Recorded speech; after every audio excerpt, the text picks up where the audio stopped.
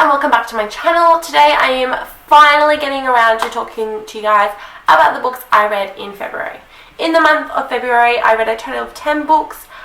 I probably liked about half the books I read. This probably wasn't the best reading month because there were a few books I was a bit disappointed in and didn't enjoy it as much as I thought I would. Although I didn't like a few of these books and I was disappointed, I was happy to get through 3 rereads that I've been planning to do so I could catch up on the Percy Jackson universe in preparation for September when the newest release of the Trials of Apollo comes out. So that being said, let's get straight into the books so I can talk to you guys about my feelings on these books.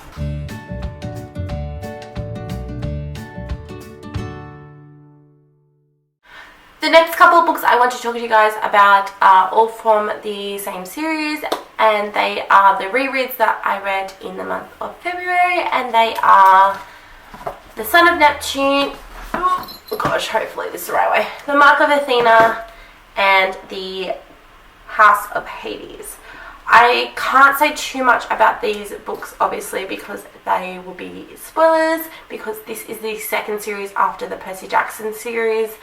And obviously that will spoil that, as well as them being book 2, 3 and 4, so that in itself will be spoilers. I will kind of mention what I like about each of these books without giving away too many spoilers. Okay, so book number 2 is Son of Neptune. This one I really liked because you could basically go back to a really known and well-loved character, hopefully well-loved, and you also get introduced to these amazing characters that go with him on this quest, obviously because there's a quest, and I really like the dynamic between these 3. I thought it was absolutely incredible. It was really well written because he writes them really well.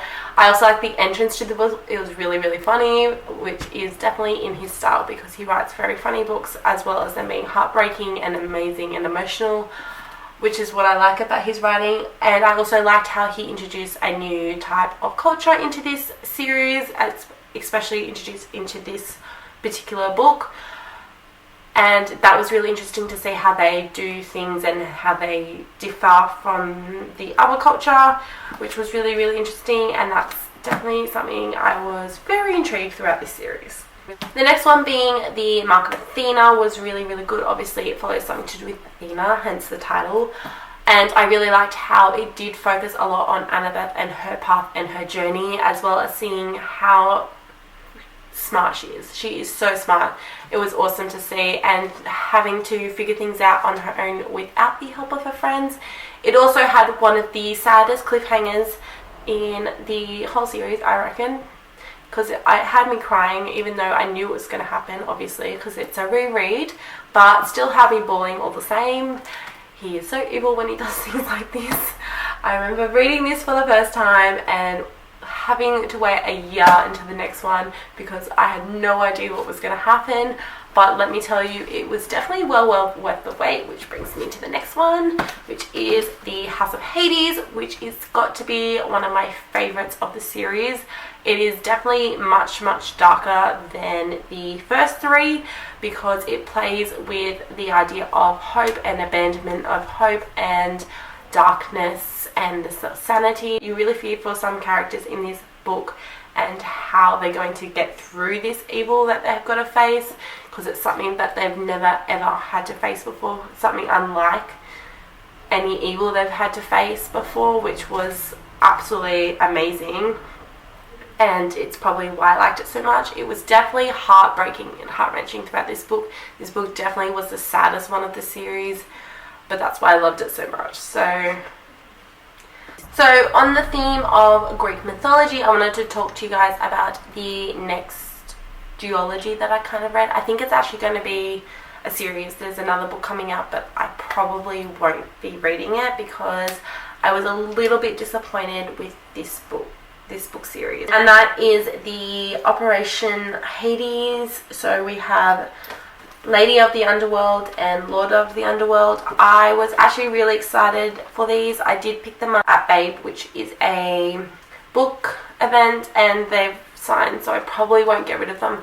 But I was really disappointed. I thought these will be really good, but I was just they just fell flat for me. I couldn't get invested in the primary characters or the love interest. It felt very forced and cliche, and I was not interested.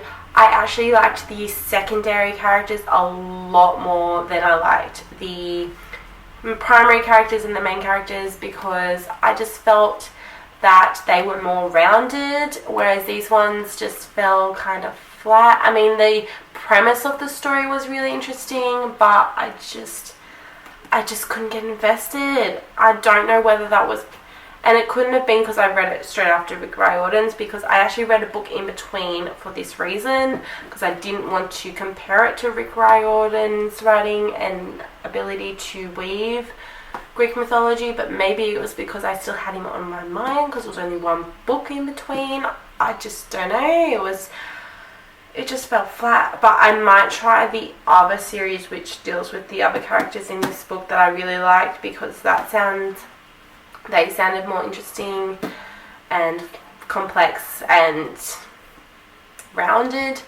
But I guess we'll see, because the writing was alright. It wasn't over the top amazing, but it was alright, and the world building was interesting, but I just fell flat, and unfortunately this just wasn't there for me. The next book I want to talk to you guys about is the book I read in between Rick Riordan and the Operation Hades series, which is Cruel Summer by Melinda, Terranova.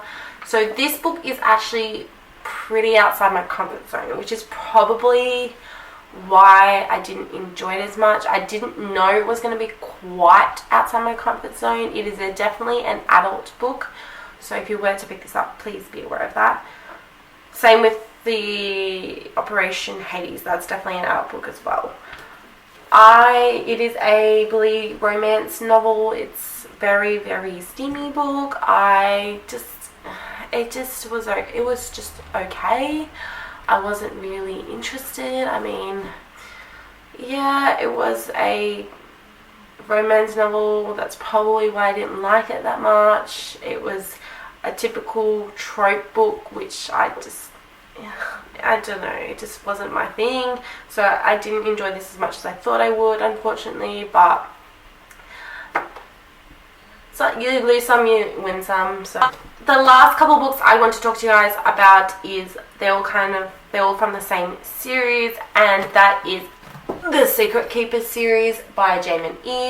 You may have heard me mention this author before, because I recently read this year the Dark Legacy series, which I reread the first book again and loved it just as much. She's an Australian author that I absolutely love and continue to love everything that she writes, and these books were no exception.